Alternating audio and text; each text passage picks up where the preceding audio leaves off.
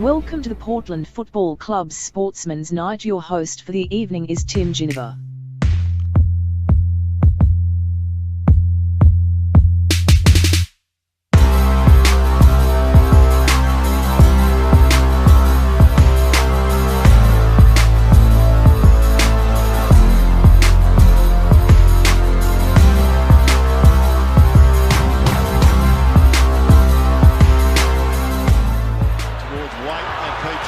Seaballs at the back with strength, gives it away. That is right. The tackling of North Melbourne is just monstrous at the moment. They get a chance once again. It's a very high ball. How's that? 410 games and 484 goals now to the little master. Well with what he had. Jacobson in the clear now. Boomer with one of the little short dabs. He wants it back. You know he does. He's got it, Boomer. He's on the run. Closing. Goes. So he'll get on the end of this. He's waiting now. Takes it in the pocket. Will go on his own steam. Will look to pass it. It just fumbled. It's characteristic, but it doesn't matter.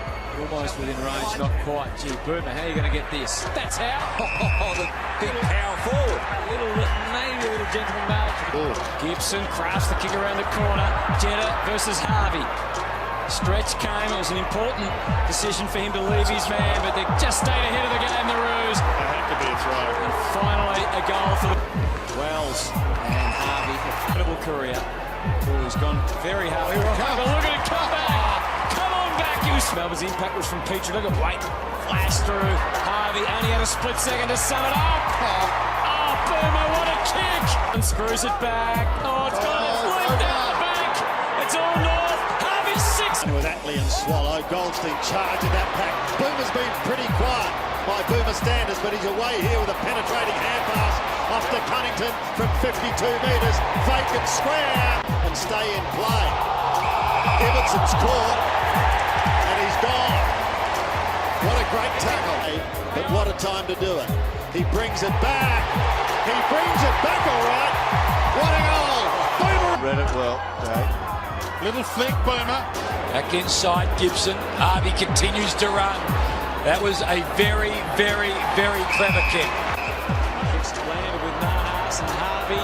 Scott Simpson where he wanted him. Now breaks away. He'll back himself every single time. And that's why. For Del Santo.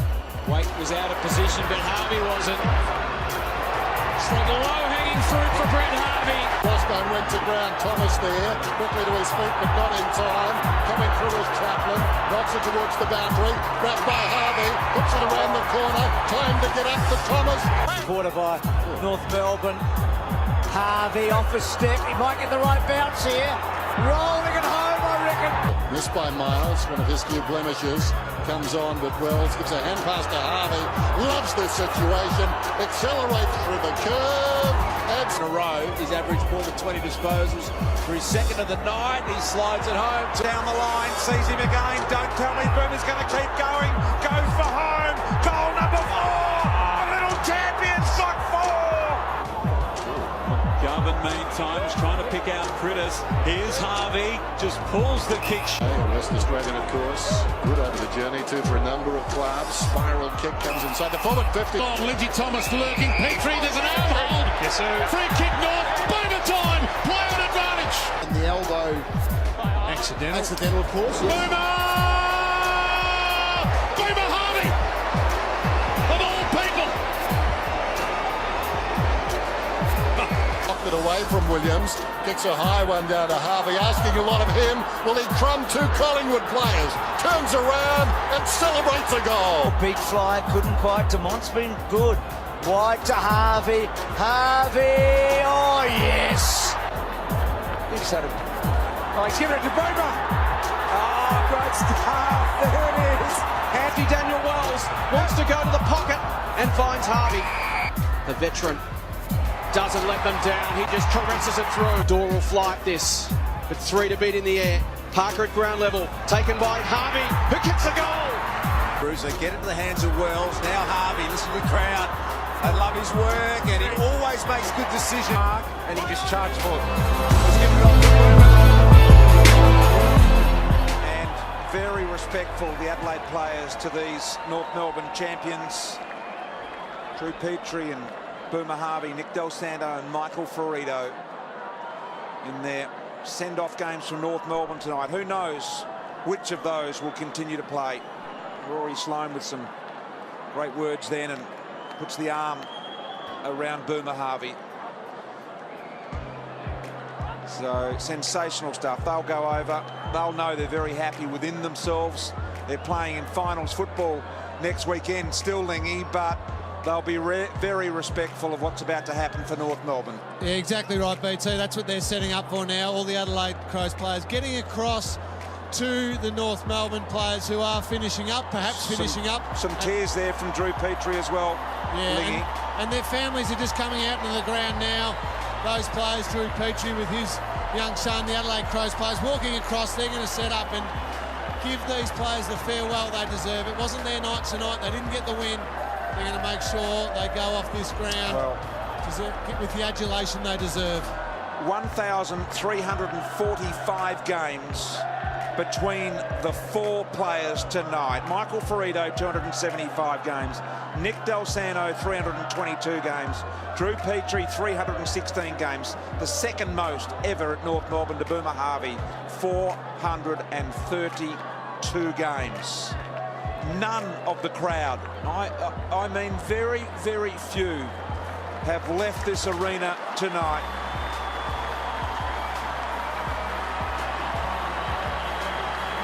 tears aplenty. Drew Petrie wipes them away. Boomer says thanks.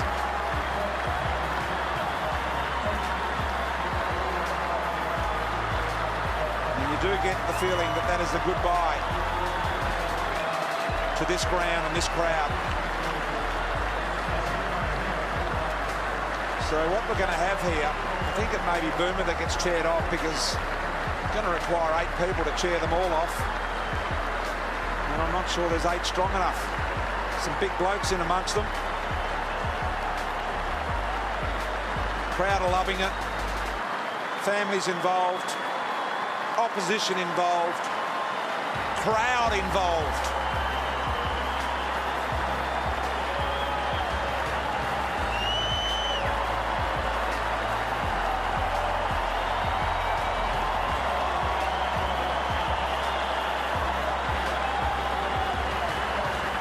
Wonderful moment. It's unlikely we'll ever see this in the game ever again. 4 greats going in the one night.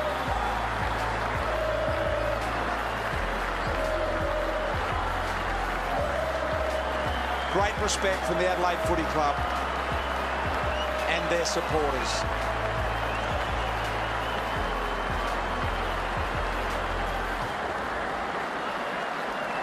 Wow, what a moment. The chairman, James Brayshaw, Carl Delina, the CEO of North Melbourne.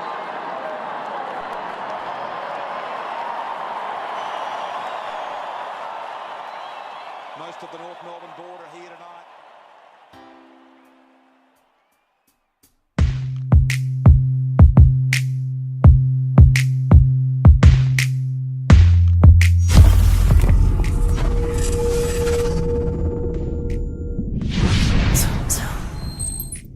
Lindsay, congratulations on the 200. Is it a milestone you've kind of had in mind for a while? I haven't really thought of it too much, to be honest. I mean, last year when you look at the fixtures coming out this year, you have a look at it. But yeah, it's definitely something that I'm proud of. I didn't think back 11 years ago that I'd be at this point of my career, but to be able to get here at this point, it's definitely something that I'm extremely proud of. What would be a highlight, Lindsay, along the way, 200 games? I think playing finals footy the last couple of years has been great for us. I think definitely the game against Essendon at the MCG 2014 was probably one of the highlights of my career. Being down for most of the game and be able to come back and win that game was definitely a great effort and something that I've remembered over the last couple of years. It's extra special that it's coming on Good Friday as well. Hopefully, big crowd and a monumental game. Yeah, it is. It is. It's we're absolutely honoured to be able to get this game on Good Friday. So to be able to play this game, be my 200th is definitely extra special. So hopefully we can get a big crowd, but more importantly, it's about giving back to the kids, and hopefully we can get a big crowd, good crowd out there, and they can make as much money to give back to those kids that are fighting for their lives. And do you think that North Melbourne earns the right to hold this game each year against the Dogs? Do you think it should be on the calendar every year that North Melbourne against the Dogs on Good Friday? Yeah, look, I think so. Yeah, I think so. Our footy club definitely deserves it. I think you look back, 30 years ago, we were the pioneers of Friday night footy. So, I think it's definitely a fixture that I think we really do deserve, and to be able to play, the first one this coming week, yeah, it's something special. Having campaigned for it so hard as a club, is there some pressure there to put on a good show and increase your chances of making it a permanent fixture? I don't think so. You want to perform every time you go out. But yeah, look, for us, we're just extremely excited to get out there on Friday night, big stage, play some quality opposition. But like I said, it's also about giving back, and hopefully we can get a good crowd out, and it's Good Friday appeal as well. So we want to hopefully get a big crowd, make as much money for those guys, and hopefully we do put on a good show. Going back a fair way now, you were able to represent the Indigenous All-Stars. Tell us about where that stacks up in your career highlights. Yes, obviously I'm very proud to be an Indigenous person, and to be able to play, and I think I've played in about 3 or 4 of those games, and it's definitely something I do look forward to every 2 years, and every time I can put the Indigenous Guernsey on and represent my people in those games is definitely special. But I represent my people every week when I play for North Melbourne, so they're pretty special, those camps. I enjoy going on them as well. Were there times where you didn't think you'd get this far in a career, 200 games? Look, I'd be lying if I said I didn't, because obviously you have your challenges in AFL footy. It doesn't come easy, but I've had doubts in my mind, no doubt, that I wouldn't get to this point. But like I said, I'm extremely proud to be able to come here and represent this footy club, and to play 200 games is something special. What's been some of those challenges? I've had a few. It's pretty documented that the Yips, gone back a while now, and the scrutiny that our game has, you just got to deal with it. So they're the challenges you've got to deal with, and you get through them. And I'm pretty fortunate that I've had good people around me over my 11-year career, and I'm fortunate that I'm at such a great footy club as well. I guess unfortunately, along with the Yips, the other one that's probably followed you a bit is the diving aspect. Is that something you feel you've moved past now? Yeah, look, I'll look at that, and I find it pretty funny to be honest, because I've been pictured as, or I've been put as this poster boy as diver or a ducker or any of this, but I think if you look at your stats, I'm not even in the 25 ever over the last couple of years, so it doesn't really faze me too much at all. Does it annoy me a little bit, but I'll move on from it, and I kind of have a little laugh at it, to be honest. It's been 32 more games to catch your mate Boomer. You got it in the legs? I don't think anyone will break his record. So, no, look, he's another person along with Daniel Wells who, I thank a lot, and I give a lot of credit for to being at this point in my career. And obviously it's sad they won't be here, but they've given me phone calls, and Brett's working here today. So those two guys, I owe a lot to. So and no doubt they'll come over Friday, and hopefully we can get a win. It's been a disappointing couple of weeks in terms of results. Does anything stand out to you that really needs work? Yeah, we just finished our review, and we're playing some decent footy. We're stacking up with some great footy teams at the minute, but we're not doing it long enough. And I think we'll get on the track again this week and work hard, and hopefully we can fix that we need to fix, and hopefully we can get our win this week. Is there anything the coach wants you to do differently at all? No, not really. I mean, we've got a group now where we've got a lot of young kids in, and my role in the team now is just helping these kids and educating them more and more about the way we want to play, and feel like we're doing that, and the wins will come. Can you realistically still aim to make the final, 0-3? Well, realistically we can. It's only round 3 of the season, so we've got a game plan that we firmly believe in, and we're backing Brad and all the other coaches, and our playing group is confident as ever. So we've just got to fix a few things, and I think we can do that over the next couple of weeks, and hopefully we can start this week. You played a bit of footy with Toddy Goldstein. He's struggling a bit at the moment. Can you see playing 4 talls, having the Bruce, Dahl, Goldstein, Brown? Look, I think we can. Toddy had that incident last week where he sprained his ankle and he missed last week, but I don't think anyone should be criticising Toddy. He's an All-Australian ruckman, and he played well for us on the weekend, but we know the player Toddy is, and we know Toddy knows what we expect from him every week, and look, I have no doubt Toddy will hit his form hopefully this week. What do you make of Braden Bruce's form? Only a couple of games in, but he seems to be carrying these games apart. Yeah, he started off really well, Braden, and couldn't be more happier for him. He's a player that came back in absolutely great nick in the pre-season. He comes in on his days off and he does extra work by himself, and to see him seek the rewards that he's getting now and performing on the weekends, I couldn't be more proud of Braden.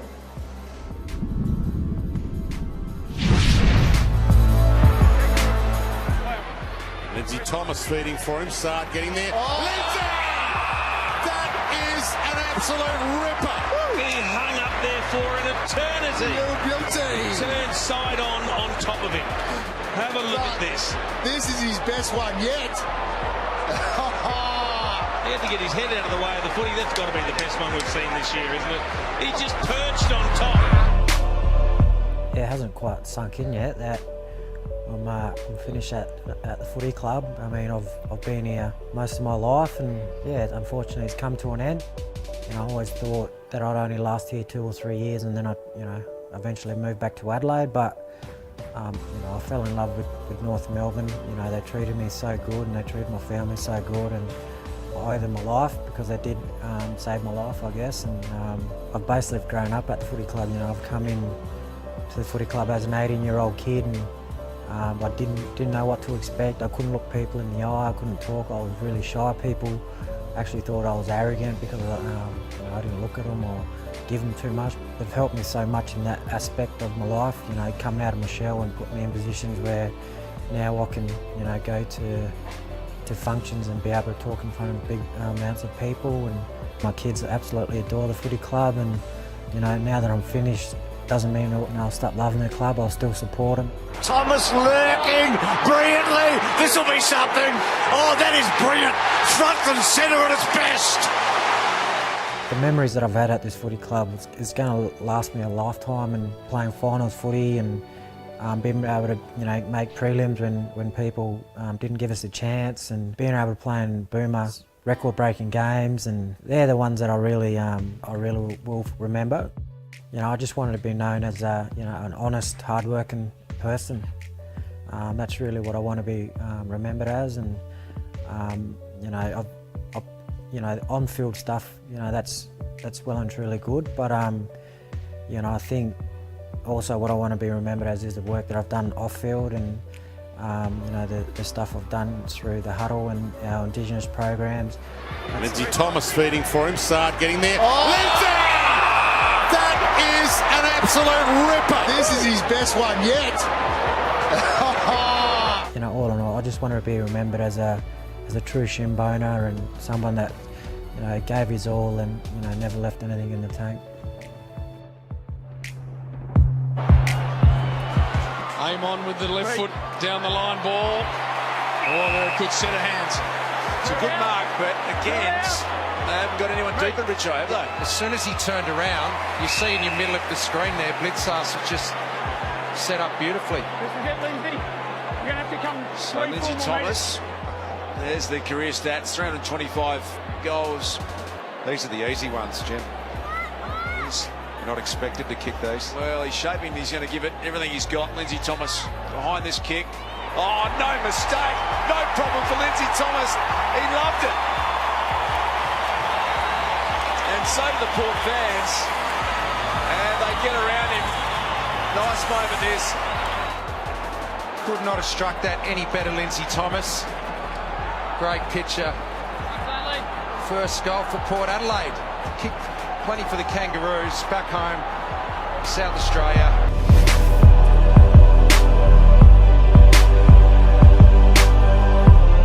You bang on and bang on and bang on about how you've never kicked a goal in the AFL, and you get your chance and you lay it up. What the hell? Yeah, nah, just wasn't my night really. I kicked it shocking all night, and if you actually watch, I went to kick the ball to Basti leading up at the footy, and then I thought he was resetting back to goal, and I thought if I weighted it over the top, because we don't want to kick long points, and in the end, waited 67 games for that moment, and yeah, I let it slip. So you hear about the boys though. You do. Don't worry about that. You hear about taking your opportunities when they present themselves, and you just didn't.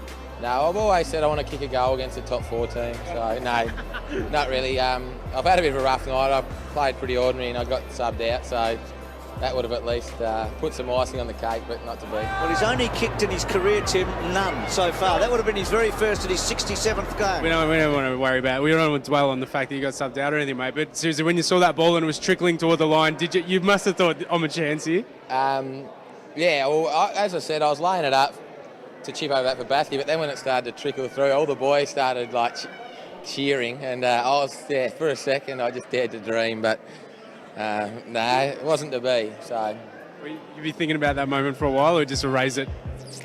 No, I'll be thinking about it as a missed opportunity, but as they say, we got the win, and yeah, that's what we come here for. So Perth, have you changed anything for the game? Good question there, Bridie. No, obviously each week we prepare a little bit different based on who will play, and Fremantle are renowned in the AFL for being one of the best defensive teams. So obviously we've tried to train under as much pressure as we can this week to try and resemble what it might look like on Sunday at Subiaco. It's obviously a very hostile place to play footy. Coming off the break, Nani, obviously boys are pretty fresh. Can you go a little bit harder in these sort of sessions? Is the intensity pretty high? It looked pretty good out there. Oh, most definitely, and as we saw last year, our last game before the bye was Hawthorn, which we were humiliated in, and we trained really strong through the break, whereas other teams might have been able to put the feet up a little bit, and it's been no different this time after the Gold Coast game. Obviously very disappointing, our worst game for the year, so we've used that as motivation to put in 2 really solid weeks of training, and the guys in the VFL on the weekend both had great wins, and it's going to be really tough for selection this week, and I know there's a lot of guys under pressure, and I hope I'm on the plane myself, because you want to try and redeem yourself for the last time we went out. Personally, have you been happy with your form so far this season? It's been a little bit up and down. I'm not playing at the level I'd like to. I'm sure there's a lot of guys that would say that. It's not due to lack of effort or training standards. I haven't missed a session on the track, and I'm trying to address the things I need to work with Shane Watson, the defensive coach. So we just need another 4-quarter team effort, which we haven't put together now for a little while. We played well in Perth last time, so that doesn't worry us. Yeah, I'm sure we're looking to try and definitely go there to take the win. Mate, you're a pretty animated character and one of the guys that likes to boost morale. Have you needed to do that more so than ever this week and sort of last week coming off the Gold Coast game? Yeah. I like to joke around. I love to train hard. They might argue that, but I think I train pretty hard. But part of my training, I like to have a bit of a joke when the time's right. And I know when you do lose a game and there's people watching training, they don't like to see guys joking around. They're thinking, are they hurting? Did it mean much to them that they lost that last game? But after that game, we were really hurt with the way we played, and we know it's not good enough, but there's no point moping around. You've got to get back on the horse. It's a long season, we're only halfway there. And we've tried to make it a little bit fun, but at the same time, been a few home truths told as well to all the lads. There's a slight chance of rain when you play Freo. Are you preparing for wet weather? Well, we saw last time out we didn't handle the wet weather at all, very well at all. We play a lot of games under the roof. That's not an excuse by any stretch, but we've had a great opportunity to train the wet this week, and just do things a little bit smarter. The style we play is generally going to be in dry conditions, but we've had to adapt. We've focused on a few areas. We just need to get our pressure up around the footy and obviously tackle a lot better than what we have been, which is what wet weather footy's all about. After the last outing at Patterson Stadium, you guys would probably hold no fears of travelling over to Perth now? Yeah, well, they always say that's probably the hardest trip in football there, and probably going to Geelong with the way their crowd goes about it. So Fremantle's just as tough, but it's good, sometimes when you do have a tough loss like that, it's good to get away with the lads again, and we're looking... That reminds me of me 50 game banner. The week before Basti played and it was 50 great games, and mine was just Nathan Grimer 50 games. So I've never done things too fancy, but obviously everyone knows why I'm here, and I deliberately wanted to ask any staff that wanted to come in because, yeah, I guess when you finish up it's quite difficult, and I'll put my sunnies on in a sec, so I'll probably throw it. But no, it's weird, like, sort of embarrassing. Glenn Archer's in the room, 300 game legend, and you don't want to overstate your career, but I think for me, the bloke I was when I come here compared to now is probably the big. I used to laugh at Ed Lower when he cried.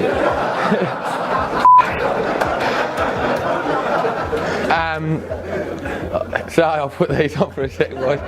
No, but the guy I was 8 years ago, I often say that I didn't let football change me, but if I know where I'd be without it. So that's probably the hard part. Everyone in here has probably had a big impact on my life, so thank you. I was going to invite Jacinta in, but she's my family now, and I guess for 8 years this joint has been. I ducked off over to Adelaide, and I played in the premiership there, and do yourself a favour, boys, and play one of them, because that's single-handedly the best day of my life by a mile, irrespective of what's happened here. But we're on a bit of a party for about 4 days after, and I get a phone call from Neville Stibbard, and I guess at the time, as you do, I thought it was one of the boys stitching me up, so I pretty much told Nev, F off Nev, I'm partying, and the club called me and said you might want to ring him back, and just, I couldn't believe what was happening. My dream since I was a kid was to play AFL. I was 22, and didn't think I'd ever be good enough, and I just still can't believe Neville. I think Bryce had just come on board there. I don't know if they did any background searches back then, but yeah, I ended up here, and it's just been the best 8 years. It didn't start well. I did my knee in the first couple of weeks, and I'll never forget Drewy come out of his way with Nicole and come and sat with me in hospital. I was pretty scared, and I had a facade like I was a legend, but I was pretty scared in the big city, and come and sat with me, and that's something I remember for him doing that. I had never played a game, and fast forward 12 months later, and I played my first game with Righty. A couple of scared boys in the rooms down there that day. When my parents gave us our jumpers, I think we were both nearly tearing up. It was different journeys. You're a young kid, and I just think that those are the moments that you'll probably miss. And one thing I always loved about Lades, he was hard, but he was really fair. At the end of the year, we used to do our skim files, which you do now. I went in, and Dean got the book, and I think my best for the year with PB was 45, and I got a lenience of 55. And Lades, as he did, I don't remember the boys, I used to be that dramatic when he was drawing on the board, and that just pretty much start swiping it out, like there was no paper left, and it was like, mate, if you don't come back under your PB, you won't be here next year. And I went and got a bit of cartilage taken out of my knee. I didn't eat for about the next 6 weeks, and I come back and they were under, and they put me on the senior list, so it was definitely worth it. I just look around at everyone, and it's weird, like I was saying to Brad that when I lost H, and I didn't lose H, she's still alive. Sorry. When I lost my teammates from this particular club, Azza, H, Keys, Levi, you think it's going to be easy to leave, but it just shows you that it's not your mates, because they're going to be there forever. It's probably guys, and you know who you are, that I'll miss the most. I think of fun times, and I'm sure young players do it, when you get your first drink cards at CQ. Strutting up those stairs, boys. I was on the rookie list. I would never leave H's side, because I knew everyone knew who he was, and if I stood on my tippy toes, chicks thought I played as well. So I progressed to a Holden Astra. That's my sister's old one, and I remember I was playing at the Etihad one day, and there's this beautiful Mercedes ML forward drive in front of me, and as I'm pulling in, I sort of glance and realise it's Nick Riewoldt, and I'm playing on him that day. I'm thinking, if he sees me in this car. It's psychological football, so I'm trying to, a bit like when Brad wants to ask a question, I'm slinking down that low, ducking into me chair and just thinking, I'm trying not to make it about footy, because realistically it wasn't the best career. I've walked around like a 200 gamer, but I never felt comfortable playing AFL footy, never thought I was good enough, but from the minute I played my first game, I never ever wanted to play another VFL game, and if you're sitting here and you're in the reserves, probably ask yourself why, because that. Like, I know you're at different stages of your careers and development, but anyway, if I was injured, I just wanted to get back and play every time, and because you just don't know how many more you got. And I went to the pub on the weekend to watch your boys play, and I was sitting beside some North supporters, and it was like, yeah, just what they're saying about us and stuff, and it's still us for me, but yeah, like, I just don't know, like, I don't want to become your coach and say anything too motivating, but you know, like, it's a footy club and we represent that, and like I said, playing at Central Districts was the best day of my life, and I still talk to 5 or 6 of those boys weekly that I played in the premiership with, and you know, it's just a footy club at the end of the day. Like, we're not anything more than that, and just probably harden up a little bit and take some real care in while we're here. Brad said to me, if you leave the club and don't have a house, you know, I've failed you. Nothing to do with footy. I've got a pool, 6 bedrooms, and